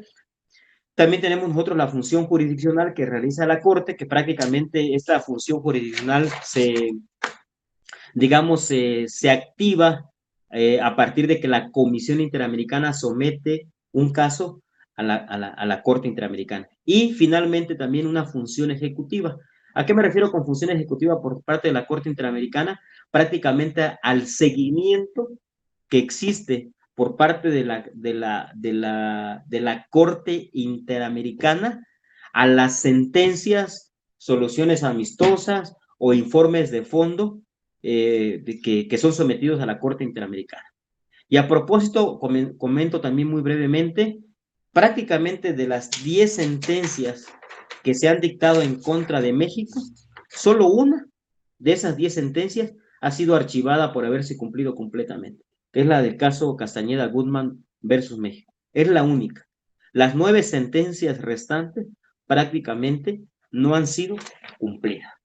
Compañeros, menciono por cuestiones de tiempo brevemente, prácticamente el procedimiento ante la Corte Interamericana inicia con el escrito por el cual la Comisión Interamericana somete el caso a la Corte Interamericana acompañado del informe de fondo. Si ustedes recordarán, si ustedes recordarán, en la última parte de la charla, cuando terminamos el procedimiento de la Comisión Interamericana de los Derechos Humanos, pues nosotros comentábamos de que si no hay solución amistosa, se emite un informe de fondo, en ese informe de fondo se emiten recomendaciones, se le da un plazo al Estado para que cumple con esas recomendaciones. Si no cumple con las recomendaciones, pues prácticamente el Estado o publica el informe de fondo o publica el informe de fondo y además somete el caso a la Corte Interamericana. Ahora bien, si somete el caso entonces a la Corte Interamericana, lo hace a través de un escrito acompañado del informe de fondo. Ahora bien, prácticamente después de que la Comisión Interamericana, ojo, y también es importante comentarlo, digamos, ¿quiénes son los intervinientes? O vaya, ¿quiénes son los actores en el procedimiento ante la Corte Interamericana? Ante la Comisión Interamericana prácticamente, digamos que solo está el peticionario, ya sea individual o colectivo, la Comisión Interamericana, que es quien resuelve, ¿no? Quien está a cargo del procedimiento, y el Estado que está siendo acusado de violentar los derechos humanos. En el caso del procedimiento ante la Corte Interamericana, podríamos decir que por una parte está él o los peticionarios, más la Comisión Interamericana. Podríamos decir que se van en fórmula, vamos a denominarlo así, digamos que los actores son la Comisión Interamericana más los peticionarios. Digamos, esos dos van en fórmula, versus el Estado que está siendo acusado de violentar derechos humanos, y quien resuelve es la Corte Interamericana de los Derechos Humanos. Entonces solo preciso esa parte. Comisión Interamericana va de la mano del o de los peticionarios, versus el Estado sometidos a la jurisdicción de la Corte Interamericana. Pues bien, una vez que se presenta el escrito, se acompaña del informe de fondo, también existe prácticamente otra fase en la que las partes, los peticionarios, emiten un escrito que es un escrito de solicitudes, argumento y prueba. Hay quienes desglosan esas siglas en algo que le llaman ESAP, escrito de solicitudes, argumentos y pruebas. Es decir, ya la Corte sometió el caso a la Comisión sometió el caso a la Corte, entonces el punto que sigue es que las partes emitan este escrito, donde hacen todas las solicitudes habidas y por haber en torno al caso, los argumentos de por qué se violan los derechos humanos y todas las pruebas que tienen para sustentar esa petición. Posteriormente, obviamente se le da vista al Estado y el Estado tiene que hacer prácticamente una contestación. ¿A qué? Una contestación al escrito de solicitudes, argumentos y pruebas que ya emitieron los peticionarios. Ojo, aquí en este primer momento donde se da el escrito de sometimiento del caso a la Corte, más el escrito de solicitudes, argumentos y pruebas por parte de los peticionarios, más la contestación que hace el Estado a ese escrito, aquí también se puede generar un acuerdo de solución amistosa si las partes así lo deciden. Ojo, recordemos que aquí prácticamente el Estado ya tiene conocimiento del caso. Es decir, aquí el caso ya pasó por ese ir y venir en la Comisión Interamericana y el caso continúa, solo que ahorita bajo la jurisdicción de la Corte Interamericana. Y tomando en consideración que ante la Corte Interamericana se desahoga propiamente un juicio, por eso si ustedes se darán cuenta, aquí estamos ya hablando de un escrito de solicitudes, argumentos. Prácticamente aquí estamos hablando ya de una especie de juicio sumario, pues una demanda, contestación de demanda, audiencias de pruebas, alegatos, desahogo de pruebas, hasta que se dicta sentencia. En tanto que ante la Comisión Interamericana podríamos denominarlo como una especie de procedimiento no jurisdiccional. Por eso prácticamente se habla de un escrito de petición, no propiamente de un escrito de demanda, ¿no? Un escrito de petición y una solicitud de informes. Es decir, lo que hace el Estado es enviar informes. En tanto que aquí prácticamente sí hay una contestación al escrito que presentan los peticionarios. Entonces yo les comentaba, habiéndose agotado esta primera fase de presentación del caso, el escrito de los peticionarios y la contestación del Estado, puede generarse ahí un primer momento de un posible acuerdo de solución amistosa. Y nada más aquí menciono a manera de ejemplo, en el caso de México tiene un supuesto en esa circunstancia que es el caso Mireille Trueba Arciénaga versus México. Prácticamente este caso de Mireille Trueba Arciénaga versus México es un supuesto de solución amistosa precisamente en esta fase, ya ante la Corte Interamericana de los Derechos Humanos, digamos, en su primera fase. Digamos que en la fase de presentación de demanda y contestación de demandas, se generó esta posibilidad de solución amistosa, se generó la solución amistosa en el caso Mireille Trueba Arciénaga versus México, y si ustedes lo checan digamos, en la página oficial, el caso de Mireille Trueba Arciénaga y otros versus México está considerado como un caso, digamos, con una sentencia en contra de México, pero propiamente ahí no hubo una sentencia. Más bien, en el marco del procedimiento ante la Corte Interamericana, se generó la solución amistosa con efectos de homologación de sentencia. Entonces, es un acuerdo de solución amistosa homologado a sentencia, como lo que sucede en un juicio, por ejemplo, no sé cómo esté por acá la legislación, un juicio de alimentos, por ejemplo, en las controversias del orden familiar, ya ven que prácticamente se presenta la demanda, se contesta la demanda, y en la propia audiencia se puede llegar a un convenio, y ese convenio, sin que se hayan desahogado pruebas, surte los efectos de una sentencia. Pues bien, este supuesto de solución amistosa que se da en esa primera fase, digamos, México tiene un caso en esa circunstancia. Bien, pero imaginemos entonces que el Estado y las partes no deciden llegar a este acuerdo de solución amistosa, pues implica entonces que el procedimiento sigue totalmente su curso. Y cuando digo sigue su curso, digamos, ahí pueden pasar, digamos, pueden darse tres supuestos. Supuestos uno es que el Estado no interponga excepciones preliminares. Supuesto dos es que el Estado decida reconocer total o parcialmente las violaciones a los derechos humanos. Y supuesto número tres es de que sí decida interponer excepciones preliminares, ¿no? Entonces, en el supuesto de que no decida interponer excepciones preliminares, prácticamente significa que esa fase no se agota y sigue su curso el juicio. Si el Estado reconoce total o parcialmente las violaciones, pues prácticamente, si dice, ¿sabes qué?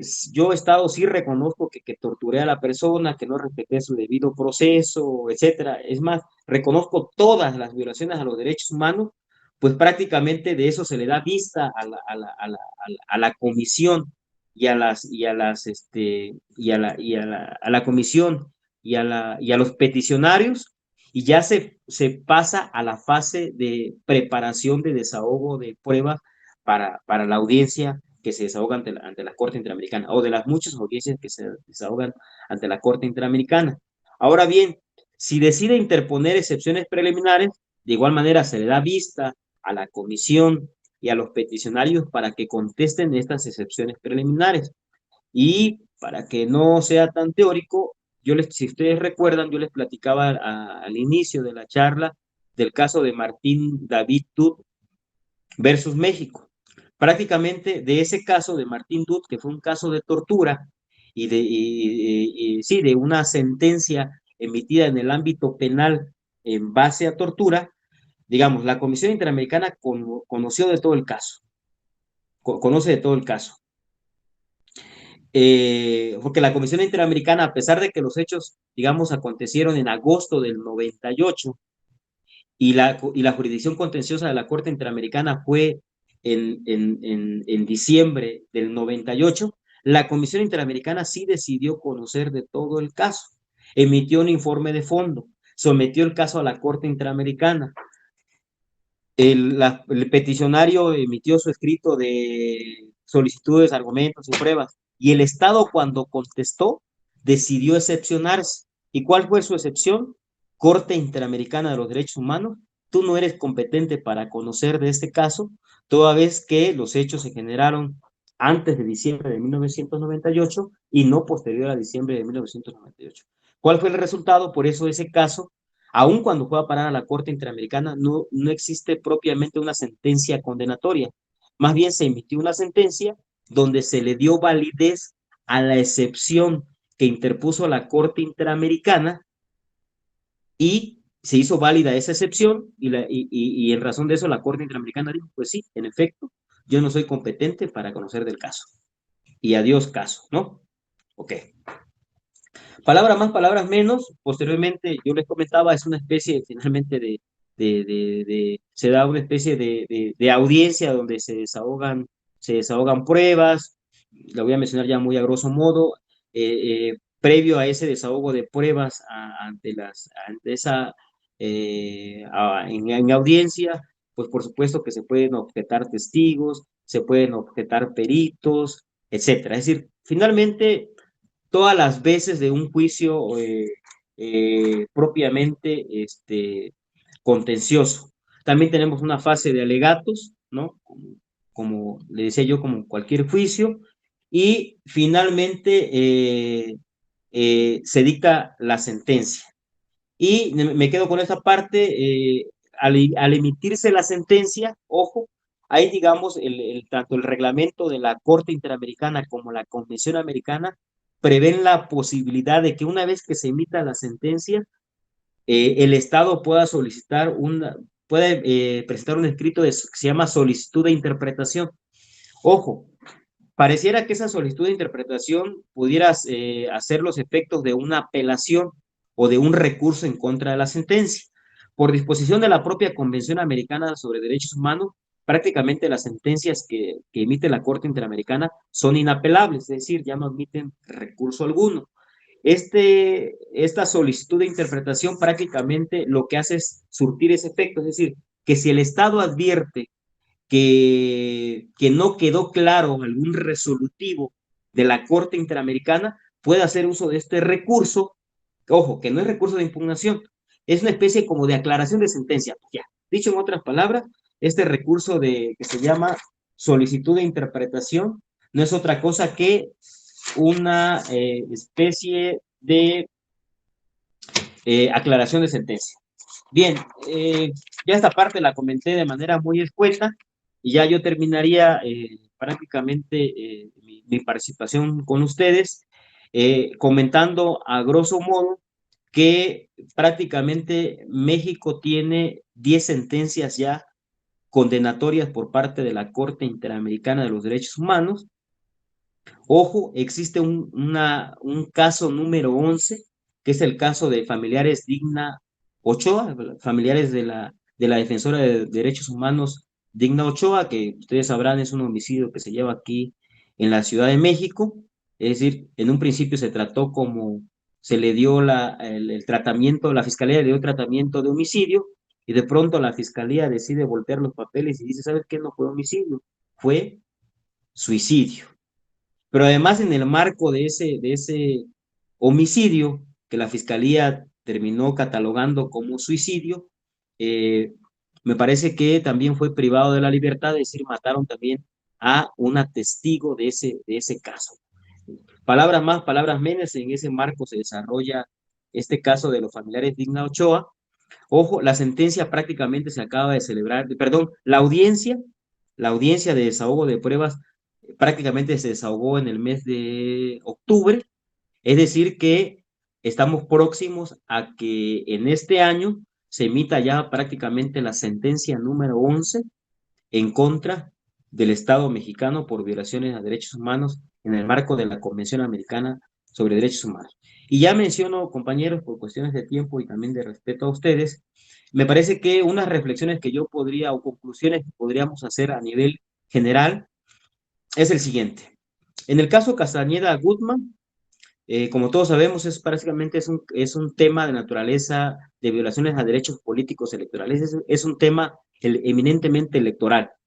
Y yo les comentaba en principio que prácticamente es el único caso que ha sido archivado por la Corte Interamericana como totalmente concluido. Pero luego tenemos la segunda sentencia, que es el caso González y otras, es decir, el que se conoce como campo algodonero, que prácticamente aquí se determinó la responsabilidad internacional del Estado en razón de que se acreditó pues prácticamente la negligencia que vivimos, me parece, hasta el día de hoy por el aparato de procuración en los aparatos de procuración de justicia.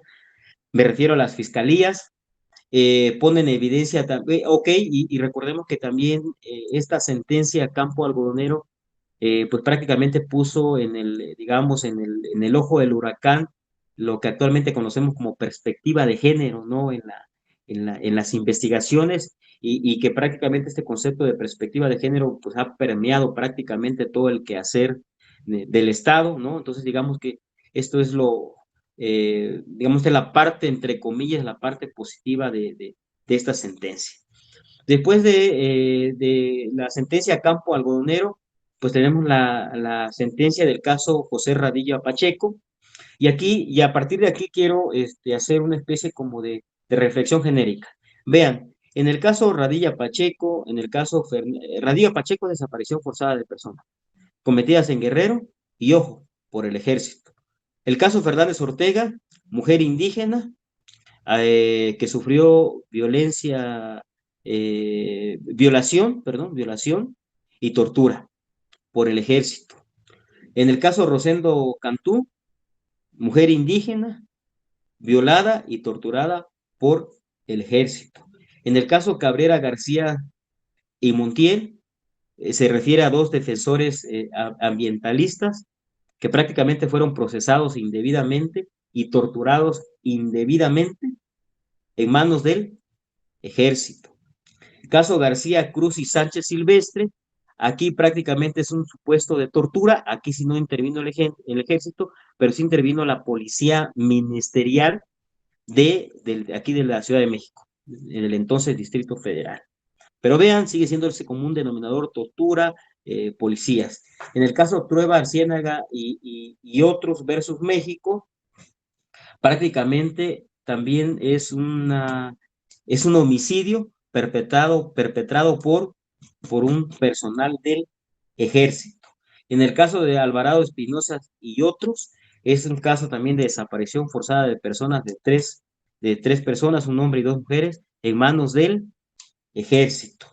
En el caso Selvas Gómez y otras, ya también es un caso más reciente, es el que tiene que ver con las mujeres de Atenco, ¿no? Cuando se genera esa serie de violaciones y torturas a mujeres ¿cómo es? Aquí en Atenco, en el Estado de México, ¿no? Y finalmente, el tema del caso de familiares de Digna Ochoa, que ya les comentaba, es un caso prácticamente de violaciones al debido proceso, de manipulación de la investigación por parte de la Fiscalía. Entonces, ya con esto concluyo. Me parece que es muy evidente que pues en el Estado mexicano se siguen cometiendo violaciones de derechos humanos, principalmente en contra de mujeres indígenas, y que en la mayoría ha intervenido el ejército, en la mayoría han intervenido las policías y se han visto involucradas, por supuesto, las fiscalías, ¿no? Por ejemplo, en el caso de Radilla Pacheco, ahí hubo un ir y venir entre una jurisdicción del famoso fuero común y el fuero militar, ¿no? Entonces, me parece que esto nos pone en evidencia las grandes deficiencias que tenemos como Estado, que tiene nuestro aparato principalmente de procuración y administración de justicia, y prácticamente reducido al ámbito del derecho penal. Y ahora sí, ya para culminar, nada más lo menciono brevemente, precisamente los últimos dos casos de los cuales ya conoció la Corte Interamericana, es decir, que fueron sometidos en el 1 y 6 de mayo de este año, fueron sometidos dos casos a la Corte Interamericana por parte de la Comisión. Temas: arraigo, prisión preventiva indebida o injustificada, y tortura. Entonces, compañeros y compañeras, yo agradezco mucho la atención que me hayan brindado, y ya nada más dejo estas reflexiones finales, ¿no? En el sentido de evidenciar, pues prácticamente dónde están las grandes fallas de nuestro sistema jurídico y del quehacer del Estado, ¿no? En tareas de procuración y administración de justicia. Pues sería todo, estimados colegas, doctor Esaú, doctora Griselda, un gusto estar con ustedes, doctor Sergio. Es cuanto, compañeros y compañeras. Gracias. Gracias igualmente.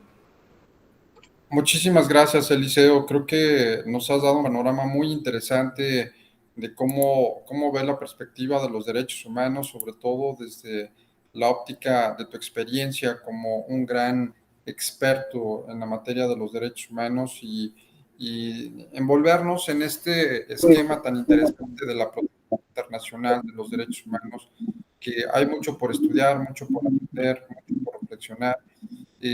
Vamos a replicar esta información, que creo que es muy valiosa para, pues, la gente que está adentrándose en estos temas de violaciones a derechos humanos, conocer qué pasa en el sistema interamericano, todo el compromiso y el quehacer todavía en el devenir de los derechos humanos. Así es que, pues, te agradecemos muchísimo el que hayas tenido la oportunidad de estar esta tarde con nosotros. Espero que no sea la última ocasión que podamos platicar contigo sobre temas específicos de derechos humanos. Y pues agradecer a las personas que nos hicieron favor de acompañarnos: Griselda, Saúl, muchas gracias. A las personas que estuvieron hace un momento también por acá en el foro, y las personas que seguramente van a estar siguiendo esta transmisión que estamos grabando, para que pueda ser consultada y pueda ser de utilidad para todos los que estamos estudiando la materia de derechos humanos. Así es que, pues, muchísimas gracias, Eliseo, por todo, por tu experiencia, por tu tiempo, y pues seguimos en puerta de que pudieras acompañarnos posteriormente en algunas otras sesiones. Así es que, pues, muy buenas noches a todos. Sí, gracias, Muchas doctores, gracias. gracias. Muchísimas Muchas gracias. gracias. Buenas noches. Excelente Que estén muy Gracias, bien. Juan. Gracias. Gracias, felicidades. Muchas gracias. Gracias. Buenas noches.